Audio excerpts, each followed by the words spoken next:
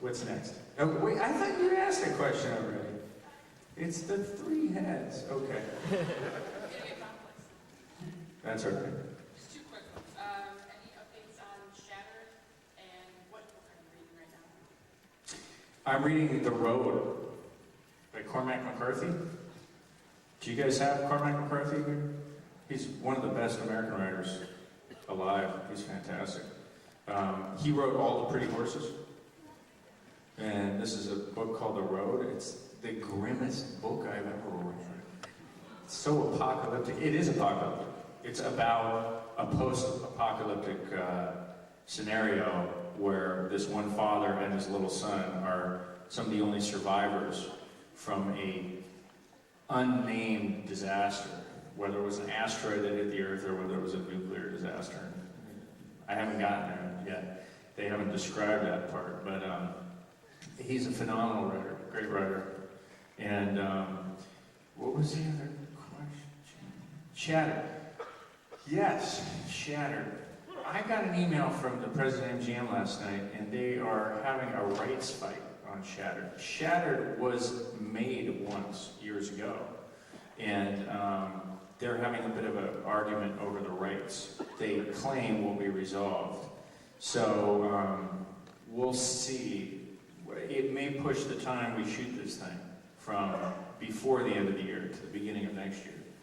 So, which is fine with me. I love the time off. I'm enjoying my time off, surfing, running from sharks. Hi, Joe. Hello.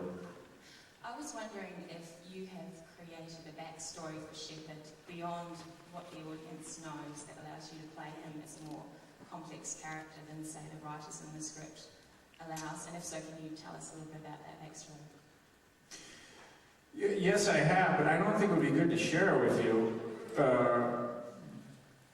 I just don't think it would be unless we reveal it as such, because you want to be able to have your own interpretations about what happens and so forth. So, but it's very interesting because we just shot this episode that deals with a lot of backstory, and the writers and I had some real arguments about it because they have their own perceptions about what happened, and you feel ownership of the character too.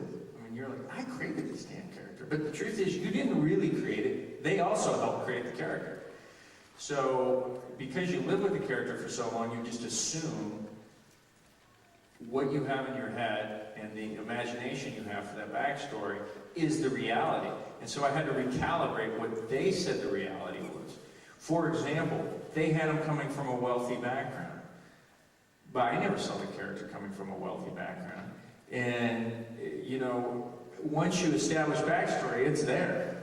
It's not going away. So I tried to get them to change certain things, and for the most part, they're not too consequential. They're not too consequential.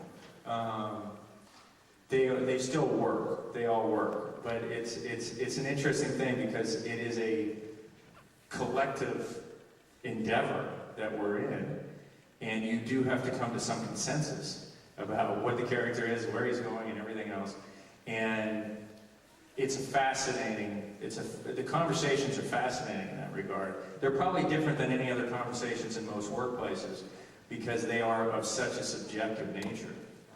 And it's not unlike everybody, you know, a large group of people trying to paint one painting. It's bizarre, and I think it's complicated. So if the show keeps going on, there'll be more. It will reveal itself even more. But that particular episode will go a long ways.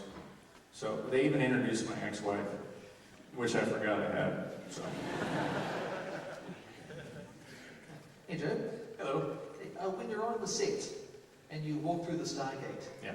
do you like duck behind a panel until the director yells cut or something? No, you actually travel through space. It's a very expensive prop. And it's one of the reasons why it's such a long-running